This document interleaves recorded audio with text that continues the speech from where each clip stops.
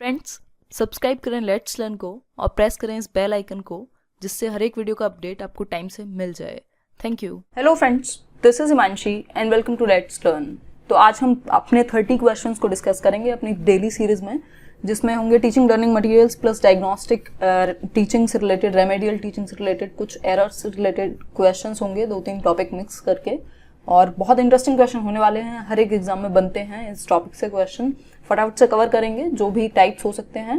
Start करते हैं। Question number 1, TLM should be use to, जो आपका टीचिंग लर्निंग मटेरियल है, शिक्षण सहायक सामग्री है, उसका इस्तेमाल किया जाना चाहिए। किस लिए?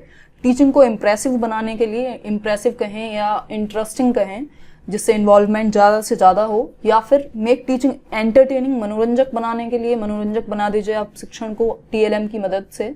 प्रोवाइड कॉन्क्रीट एग्जाम्पल्स, आप एकदम कॉन्क्रीट एग्जाम्पल्स उनको पकड़ा पा रहे हैं, या फैसिलिटेट लर्निंग। तो अब यहाँ पर आपको बेस्ट सूटेबल आंसर जो है वो निकालना पड़ेगा, क्योंकि कोई भी जो ऑप्शन है वो नेगेटिव नहीं है जिसको आप एकदम से हटा पाए। तो जब भी TLM की बात होती है कि क्यों यूज किए जाते हैं, तो इम्प्रेसिव और इंटरेस्टिंग बनाने के लिए, जिससे इन्वॉल्वमेंट ज्यादा से ज्यादा बढ़े, और बच्चे जब इंटरेस्टिंग होगा कुछ भी तो लर्निंग बहुत आसानी से हो पाएगी। तो जो ए ऑप्शन है इसका बेस्ट आंसर है। सेकेंड ऑप्शन पर चलते हैं। इसी क्वेश्चन को कितनी भी तरह से घुमा के पूछा जा सकता है, तो ये बात हमें ध्यान में रखनी है कि जो हमारा मेन मोटिव है TLM को यूज करने का, वो इंटरेस्टिंग बनाने के लिए है टीचिंग को। जितना ज्यादा इंटरेस्टिंग होगा उतना ज्यादा इन्वॉल्वमेंट होगा, जितना ज्यादा इन्वॉल्वमेंट होगा उतनी अच्छी लर्निंग होगी। जो सेकेंड क्वेश्चन है वो कहता है, what is most important while writing on a black board. जब आप एक ब्लैक बोर्ड पर लिख रहे हैं तो सबसे ज्यादा जरूरी क्या है एक टीचर के लिए? राइटिंग इन बिग लेटर्स, बहुत बड़ा बड़ा लिखेंगे आप या बहुत छोटा लिखेंगे, सेकेंड ऑप्शन कहता है। थर्ड है गुड राइटिंग, बहुत सुंदर सी राइटिंग होनी चाहिए। या फिर fourth option clarity in writing. जो सोर्स है जहां से मैंने इस क्वेश्चन को उठाया है वहां पर आंसर है good writing. But I don't think कि गुड राइटिंग जरूरी नहीं है कि हर एक टीचर बहुत सुंदर लिख पा रहा होगा, लेकिन क्लैरिटी राइटिंग में होना जरूरी है। अगर क्लैरिटी है तो बच्चे समझ पाएंगे। अब वो सुंदर है नहीं है वो एक अलग चीज है, मेन जो चीज है वो क्लैरिटी है। दिखने में सुंदर होने वाली राइटिंग जरूरी नहीं है क्लियर हो, बहुत अच्छे से बच्चे उसको समझ पाए। तो जो डी ऑप्शन है इसका राइट आंसर होगा। Question number 3, use of audio visual aids and physical activities in teaching. जो आपके ऑडियो विजुअल एड्स हैं, दृश्य श्रव्य साधन, और फिजिकल एक्टिविटीज, जो आप फिजिकली जो आप मूव करते हैं क्लास में, इधर से उधर थोड़ा आप वॉक करते हैं, ये जो एक्टिविटीज है बेसिकली एक स्किल है, स्किल ऑफ स्टिमुलस वेरिएशन। ये हमने पढ़ी हुई भी है स्किल्स के अंदर। तो ये किस लिए यूज किया जाता है इस टेक्निक को टीचिंग में? फैसिलिटेट इफेक्टिव असेसमेंट, के बहुत अच्छे से आप इफेक्टिवली असेस कर पाएं। Provide a diversion to learners, एक डाइवर्जन, एक परिवर्तन में बेसिकली उनको मिल पाए। या फिर utilise maximum number of senses to enhance learning, कि सबसे ज्यादा सेंसेस का वो यूज कर पाए लर्निंग को एनहेंस करने में। Provide relief to the teacher, तो ये ऑप्शन तो वैसे ही हट जाता है, हम वो ऑप्शन कभी चूज नहीं करते जिसमें टीचर के आराम की बात हो रही हो या फिर कुछ इस तरह का आइडल सी सिचुएशन हो। ठीक है, तो एक्टिव लर्निंग की तरफ हमारा ध्यान रहता है। तो जो सी ऑप्शन है इसका राइट आंसर होगा कि भाई जब वो स्टिमुलस वेरिएशन को यूज कर रहा है, कहीं तो ऑडियो विजुअल एड्स को यूज कर रहा है, तो बच्चे देख भी पा रहे हैं, सुन भी पा रहे हैं, और फिजिकल एक्टिविटी भी अगर हो रही है, तो सबसे ज्यादा जो number, maximum number of senses का यूज हो रहा है, इसलिए जो सी ऑप्शन है इसका राइट आंसर होगा। Question number 4, advantage of giving homework to students. बच्चों को होमवर्क देने का एडवांटेज क्या है? बहुत तरह से इस क्वेश्चन को पूछा जा सकता है, अलग अलग सब्जेक्ट्स के लिए पूछा जा सकता है, तो इस चीज को ध्यान में रखें। अभी DT+ में पूछा भी गया था कि मैथ्स में होमवर्क देने का क्या फायदा है, और एक क्वेश्चन था कि खाली होमवर्क देने का क्या फायदा है। तो ये आप ध्यान में रखें कि किस सब्जेक्ट से के रिगार्ड में पूछा जा रहा है, उस सब्जेक्ट की विशेषता को ध्यान में रखते हुए आंसर लगाएं।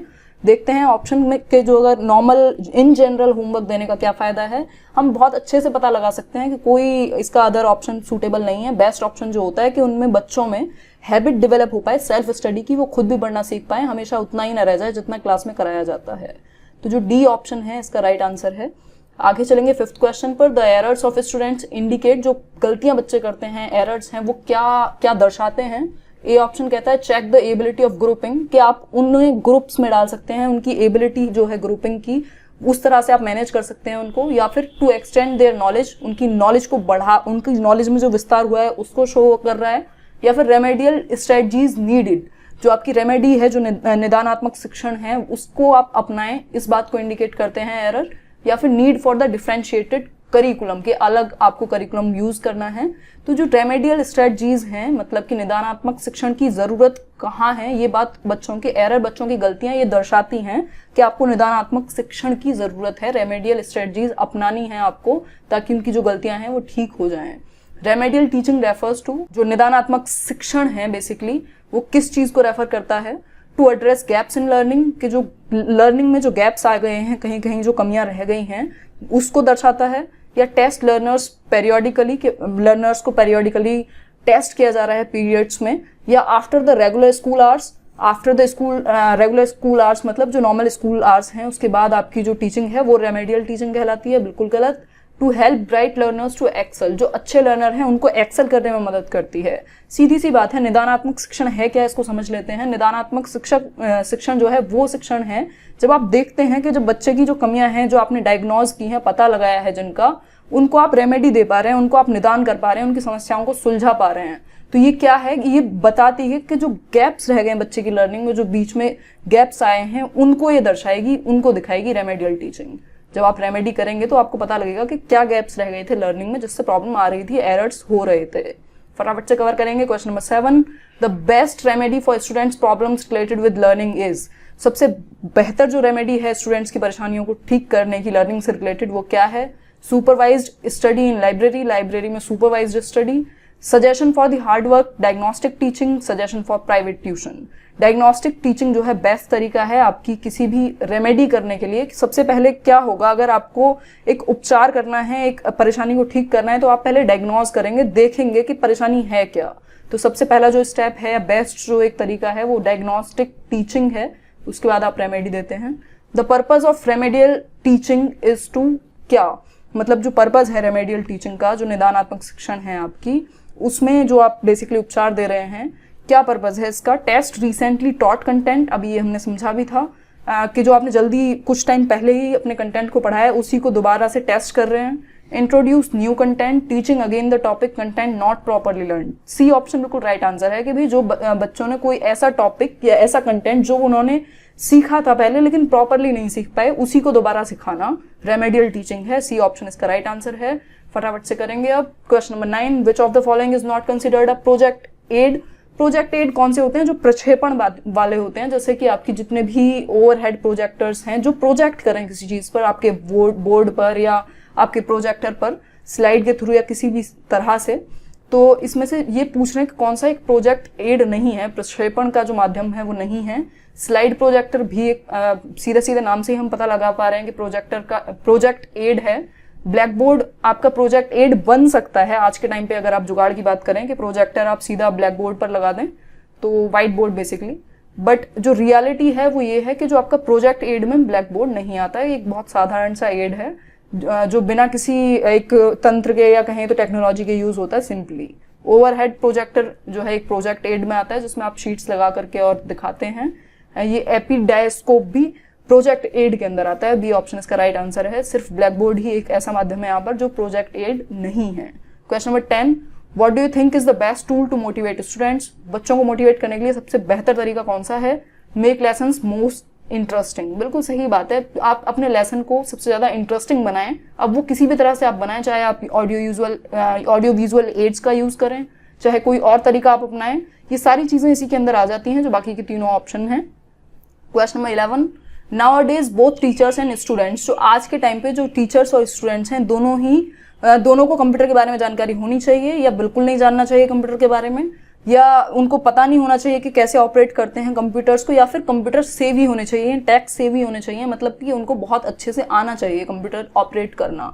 तो जो डी ऑप्शन है बिल्कुल राइट आंसर है, क्योंकि आज की नीड के हिसाब से जो कंप्यूटर है, टेक्नोलॉजी है, उसके बारे में टीचर और स्टूडेंट दोनों को पता होना चाहिए, इसलिए हम आईसीटी को पढ़ते हैं और पढ़ाते हैं। Question number 12, during educational tours what should not be your expectations from children. जो आपके एजुकेशनल टूर्स आप देते हैं उस टाइम पर आप क्या, मतलब आप ट्रिप पे लेके गए हैं बच्चों को, तो वहां पे आप क्या एक्सपेक्ट नहीं करेंगे बच्चों से, कि जो बच्चे हैं वो ऑब्जर्व करें और क्वेश्चन पूछें, बिल्कुल आप एक्सपेक्ट करेंगे। नॉट जो है यहाँ पर यही एक चीज है जो समझने वाली है, बाकी क्वेश्चन आसान है। सेकंड कहता है कि भाई children should enjoy the tour, जो टूर है उसको एंजॉय करें बच्चे, बिल्कुल ठीक बात है। Children should observe and note questions in their diaries, तीनों ही बात ऐसी हैं जो होनी चाहिए। जो नॉट वाला ऑप्शन है वो आपका डी है, children should not ask questions. हम ये एक्सपेक्ट नहीं करते एज अ टीचर कि बच्चे क्वेश्चन ना पूछें, ठीक है। Question number 13, if a student is a back bencher and he repeatedly stands, sees the black board and sits, you would presume. अगर एक बच्चा बार बार खड़ा होता है और देखता है ब्लैक बोर्ड को, कभी बैठता है, खड़ा होता है, तो इस बात से आप क्या अंदाजा लगाएंगे कि वो जो बच्चा है वो मिसचीफ क्रिएट कर रहा है, इनडिसिप्लिन क्रिएट कर रहा है क्लास में, या ब्लैक बोर्ड में हैव सम शाइनिंग इफेक्ट, के ब्लैक बोर्ड में कोई शाइनिंग इफेक्ट आ गया जिससे वो देख नहीं पा रहा है। तो जरूरी नहीं है कि सिर्फ उसी के लिए शाइनिंग इफेक्ट आया हो, ऐसा तब हम मान सकते हैं कि शाइनिंग इफेक्ट है, चलो कहीं से रिफ्लेक्शन पड़ रहा है, जब बहुत सारे स्टूडेंट जो उसके साथ आसपास बैठने वाले हैं वो भी उसी तरह का कर रहे हो कुछ, तो ये बी ऑप्शन भी खत्म हो जाता है। He has a poor eyesight, बिल्कुल हो सकता है कि उसकी जो आईसाइट है वो कमजोर हो गई हो, पीछे से वो नहीं देख पा रहा हो। जो सी ऑप्शन है बिल्कुल राइट आंसर है। Question number 14, which is considered the most effective means of attaining knowledge and understanding by students. सबसे ज्यादा जो बेहतर एक तरीका है, मोस्ट इफेक्टिव टूल है नॉलेज गेन करने का और समझने का स्टूडेंट्स के लिए, मतलब बच्चे किस तरह से अपने आप सीख पाएं और नॉलेज गेन कर पाएं, क्या एक इफेक्टिव वे हो सकता है? मास मीडिया, टीचर्स, पेरेंट्स या बुक्स? टीचर्स हो सकता था यहाँ पर, बट बुक्स होगा, क्योंकि जरूरी नहीं है कि हर टाइम टीचर्स आपके लिए अवेलेबल हैं। तो जो बुक्स हैं वो बहुत बड़ा एक माध्यम है, इफेक्टिव टूल है लर्निंग का, जिससे कि स्टूडेंट्स खुद सीख पाएं। While reading, what should be the distance between the book and the eye of a learner? कितना डिस्टेंस होना चाहिए पढ़ते टाइम एक लर्नर की आईज से उसकी बुक का? मिनिमम 6 इंचेस, 12 इंचेस, 10 इंचेस या इनमें से कोई नहीं। तो 12 से मतलब बेसिकली होता है 15 से 25 तक, बट जो हम अभी तक हमारा चल रहा है बुक्स में, जो ऑप्शन में चल रहा है वो वही 12 इंच का चल रहा है। तो बी ऑप्शन इसका राइट आंसर है। मिनिमम 12 इंचेस होना चाहिए, इससे कम नहीं होना चाहिए, ज्यादा हो सकता है। The most important factor that makes classroom teaching more interesting, जो सबसे ज्यादा एक ऐसा फैक्टर जो कि क्लासरूम टीचिंग को आपकी इंटरेस्टिंग बना देता है। लेसन प्लान, कंटेंट आपके टॉपिक का, टीचर्स पर्सनैलिटी या टीचिंग मेथड। ये तीनों ही जो ऑप्शन हैं ये आपके जो 4th ऑप्शन में आसानी से इंक्लूड हो जाएंगे। जो आपका मेथड है वो बेस्ट होना चाहिए, आपका लेसन प्लान रखा रह जाएगा अगर आप मेथड अच्छा नहीं अपना पा रहे हैं। कंटेंट का भी कोई फायदा नहीं है अगर आपका मेथड, आप जो जिस तरह से डिलीवर कर रहे हैं, जिस तरह से आप यूज कर रहे हैं उस इन्फॉर्मेशन को आगे तक पहुंचाने के लिए, वो ही ठीक नहीं है। तो जो डी ऑप्शन है इसका राइट आंसर होगा। Question number 17, in making occupational field trips the pupils should. जो ऑक्यूपेशनल फील्ड ट्रिप आप बनवा रहे हैं, मतलब बेसिकली ऑर्गेनाइज कर रहे हैं जो ऑक्यूपेशन से रिलेटेड है उनके, तो इनमें देखते हैं options. Be prepared to ask questions from their guide. कोई भी फील्ड ट्रिप हो, कोई भी टूर हो, जो क्वेश्चंस हैं बच्चों के, आप कभी भी उसको रेस्ट्रिक्ट नहीं करेंगे, वो पूछेंगे ही पूछेंगे। जो बी ऑप्शन है वो कहता है be accompanied by the teacher at all times. जो टीचर है उसके साथ रहें बच्चे हमेशा। Discuss their visits upon returning to school, कि जो विजिट जहां पर वो गए, जहां पर जो भी उनका एक्सपीरियंस रहा उसको वो डिस्कस करें बाद में जब आप स्कूल में आ जाते हैं। तीनों ही ऑप्शन बिल्कुल सही हैं। ऑल ऑफ दीज जो है इसका आंसर होगा। अब चलते हैं नेक्स्ट क्वेश्चन की तरफ। Question number 18, which of the following methods be correct for a teacher while writing on the black board. Black board पर लिखते समय कौन सा एक मेथड करेक्ट होगा, ठीक होगा, सबसे ज्यादा सूटेबल होगा? कि आप जल्दी लिखें और क्लियरली लिखें, जितना जल्दी लिखें और क्लियरली लिखें उतना बेहतर होगा। ठीक है, आगे का ऑप्शन देखते हैं। Writing the matter first and then asking students to read it, जो आजकल बेसिकली यूट्यूब पर तरीका एक चल रहा है कि भैया पहले लिख लो बोर्ड पर, उसके बाद क्वेश्चन पूछो बच्चों से। जो थर्ड ऑप्शन है वो क्या है? Putting a question to students and then writing the answer as stated by them.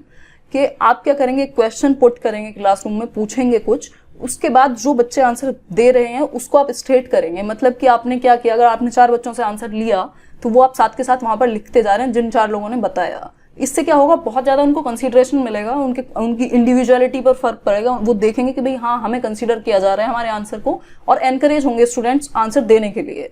जो 4th ऑप्शन है उसको भी देख लेते हैं। Turning towards the black board and teaching along with writing at the same time, कि भैया ब्लैक बोर्ड की तरफ करके अपना फेस और लिखते जाओ साथ में और पढ़ाते जाओ।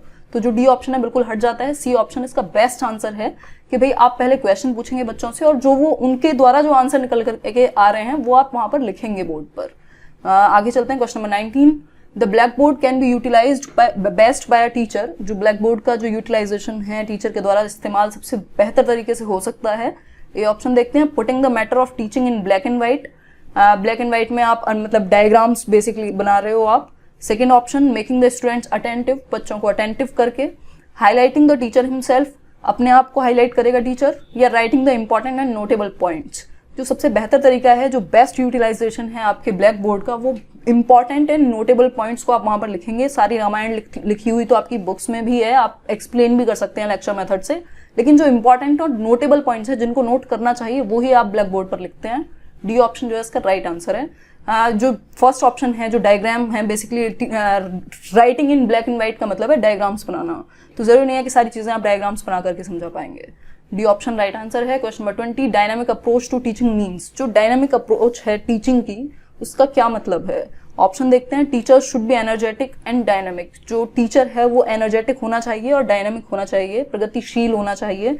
जो बी ऑप्शन है वो कहता है the topics of teaching should not be static but dynamic, जो आपके टॉपिक हैं जो टीचिंग के वो स्टैटिक नहीं होने चाहिए, डायनामिक होने चाहिए, प्रगतिशील होने चाहिए, रुके हुए नहीं होने चाहिए। हमेशा ये पॉसिबल नहीं है कि आप एक डायनामिक टॉपिक ही उठाएंगे, कुछ अगर हिस्ट्री है आपकी तो वो स्टैटिक है, आप उसको चेंज नहीं कर रहे डेली, ठीक है, तो ये ऑप्शन अपने आप हट जाता है। टीचिंग शुड बी फोर्सफुल, कि आप जबरदस्ती पढ़ा देंगे। The student should be required to learn through activities, कि जो बच्चे हैं वो एक्टिविटीज के थ्रू ही सीख पाएं। तो जो ये ऑप्शन है ये ठीक है, एक सूटेबल हो सकता है, लेकिन जो फर्स्ट ऑप्शन है आपका इसको इंक्लूड कर लेता है खुद में। हम ऑप्शन वो चूज करते हैं जो बेस्ट होता है, बाकी के तीनों को इंक्लूड कर ले या फिर वो तीनों अपने आप हट जाएं। तो जो ये ऑप्शन है इसका बेस्ट ऑप्शन है, एनर्जेटिक होना चाहिए टीचर को और डायनामिक प्रगतिशील होना चाहिए, यही आपकी डायनामिक अप्रोच है टीचिंग की। Question number 21, which is the most effective teaching material for a visually impaired child. बहुत बहुत इंपॉर्टेंट क्वेश्चन है, और इस तरह से अभी तो विजुअली पूछा है, ऑडियो जो बेसिकली जो सुनने में जिसको प्रॉब्लम है वो जो इंपेयर्ड बच्चा होगा उसके बारे में पूछ सकता है, किसी और तरीके से भी पूछ सकता है। तो विजुअली इंपेयर्ड चाइल्ड के लिए मोस्ट इफेक्टिव टीचिंग मेथड क्या होगा आपका। आप विजुअल मैटर्स मटेरियल यूज करेंगे, मतलब उसको देखने में तो पहले ही प्रॉब्लम है, आप और दिखा करके उसको पढ़ाएंगे तो और सबसे बड़ी दिक्कत है। जिस चीज में उसे दिक्कत है आप उसी का इस्तेमाल नहीं करेंगे। वीडियो बेस्ड, फिर से वही बात हो गई देखने वाली ही। टेक्टाइल बेस्ड या none of the above. Tactile based होता है आपका स्पर्शात्मक, तो जिसको देखने में दिक्कत है उसको आप स्पर्श करके समझाएंगे, ये बेस्ट तरीका है। जो आपकी ब्रेल जो लिपि है बेसिकली वो भी इसी चीज पर बेस्ड है, तो टेक्टाइल बेस्ड मटेरियल का आप यूज करेंगे एक विजुअली इंपेयर्ड बच्चे के लिए।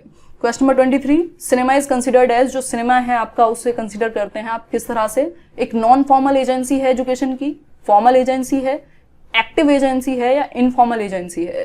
तो सिनेमा क्या है, एक इनफॉर्मल एजेंसी है जिससे आप इनफॉर्मली सीखते हैं। नॉन फॉर्मल में आपके स्काउट गाइड और बाकी जितने भी एक्टिविटीज हैं, स्पोर्ट्स वगैरह सब आ जाते हैं। फॉर्मल में आपका नॉर्मल जो एक सिस्टम है वो। तो इनफॉर्मल जो एजेंसी है वो मीडिया है आपके लिए, सिनेमा है basically.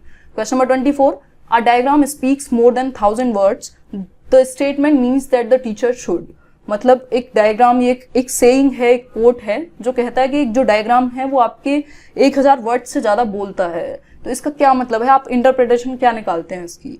Use diagrams in teaching, कि डायग्राम्स को यूज करो टीचिंग में, चाहे जरूरत हो ना हो, टॉपिक आपका उस लायक हो या ना हो, बस डायग्राम्स को यूज करो। बी ऑप्शन क्या कहता है, speak more and more in the class, class में ज्यादा से ज्यादा बोलो। Use teaching ads in the class, teaching ads का आप यूज करो, शिक्षण सहायक सामग्री का यूज करो ज्यादा से ज्यादा। या फिर not speak too much in the class, class में बहुत ज्यादा मत बोलो। बोलने से इस बात का कोई मतलब नहीं है, ये कहना चाह रहे हैं कि भाई जो डायग्राम है वो आपका 1000 वर्ड से ज्यादा बोलता है का मतलब है कि आपकी जो एड्स हैं, जो आपकी शिक्षण सामग्री है वो आपके वर्ड से, वो आपके एक्सप्रेशन से ज्यादा समझा देती है। तो टीचिंग एड्स को यूज करने की बात यहाँ पर कही जा रही है। सी ऑप्शन जो है इसका राइट आंसर है। Question number 25, which of the following teaching method is considered most suitable for teaching a lesson on wild life. Wild life को सिखाने के लिए आप सबसे बेहतर तरीका कौन सा अपनाएंगे। मॉडल का यूज करेंगे, फिल्म को शो करेंगे, स्लाइड शो रखेंगे या टूर पर ले जाएंगे। तो जो फील्ड ट्रिप है वो एक बेस्ट तरीका हो सकता है। अगर आप उनको डायरेक्ट एक्सपीरियंस कोई दे सकते हैं तो वो एक बेस्ट तरीका है। लेकिन यहाँ पर अगर क्लास मेंशन होती, कोई छोटी क्लास होती, तो आप उनको वाइल्ड लाइफ के पास नहीं ले जाएंगे एकदम, फिर आप वीडियो शो करके भी काम चला सकते हैं। तो यहाँ पर जो, क्योंकि हमें कोई कुछ मेंशन नहीं किया किसी भी लेवल के बारे में, तो जो बेस्ट मेथड होगा वो टूर होगा, फील्ड ट्रिप होगा, डायरेक्ट एक्सपीरियंस आप उनको दे पाए। Question number 26, this is an instructional material for a teacher. एक इंस्ट्रक्शनल मटेरियल है, टीचर के लिए इंस्ट्रक्शन ले सकता है। इंस्ट्रक्शनल मटेरियल बेसिकली होता क्या है, जो आपकी लर्निंग को फोस्टर करे, जो नॉर्मल आपकी टेक्स्ट बुक्स हैं उसके अलावा एक ऐसी पूरक चीज जो बेहतर बनाए आपकी लर्निंग को। Supplementary material, Atlas, curriculum guides, workbooks. जो सप्लीमेंट्री मटेरियल है जो आप देखते हैं एनसीईआरटी के साथ भी या नॉर्मल स्कूल में जो टेक्स्ट बुक है उसके साथ मिलता है, वो एक इंस्ट्रक्शनल मटेरियल होता है टीचर के लिए, जिससे वो और ज्यादा एनहेंस करा पाए बच्चों की learning. Question number 27, a teacher uses a report from a newspaper to teach writing. एक टीचर जो है एक रिपोर्ट का, एक न्यूज़पेपर रिपोर्ट का इस्तेमाल करता है राइटिंग सिखाने के लिए बच्चों को या बेहतर बनाने के लिए उनकी। The material use thus form teaching is referred to as. ये जो मटीरियल यूज किया है टीचर ने, ये किस तरह का एक मटीरियल हुआ।